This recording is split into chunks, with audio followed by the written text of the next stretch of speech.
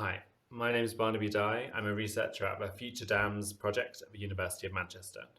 And my research has been looking at why and how dams are being built. So the main political economy issues around dams are one about their distribution and impact. So this is about the fact that dams, more than any other renewable technology, have significant negative consequences.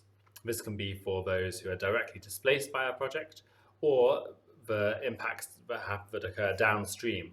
Those downstream impacts are still largely overlooked, but come from the river intervening in sediment, come from the river intervening in the water system, and that changing farming, fishing, ecologies, coastal erosion in the river delta, the pH in the river delta. All of these factors are changed from you building a dam.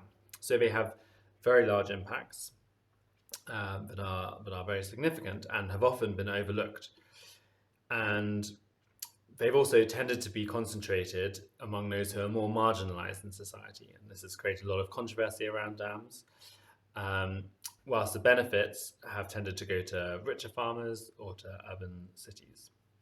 And so I think when we are thinking about dams in the context of renewable energy, we need to think about them in a different way to the way you think about solar projects. There's a whole, or wind power, or geothermal. There's a whole lot of baggage that comes with dams because of the nature of the physicality of that project.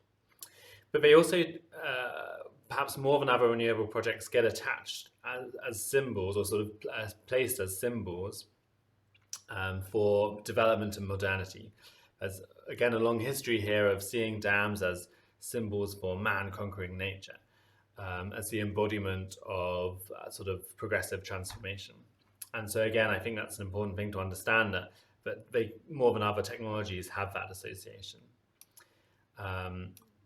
And perhaps because of their large-scale nature, they've also been associated with these very grand projects of development, and equally with very grand projects of corruption at times as well. So I think those are the main political economy issues, some of which overlap, but I think there's also a distinctiveness around particularly large dams and the way they operate.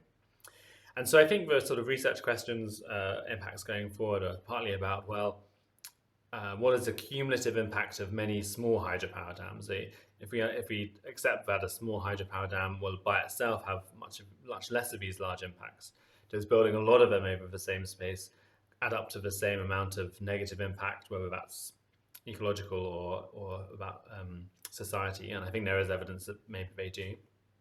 But also then, how can we share the benefits of dams better? How can we design them in a more collaborative way? How can we either through equity shares or maybe sharing the electricity produced, make sure that they don't repeat that history of negative impact?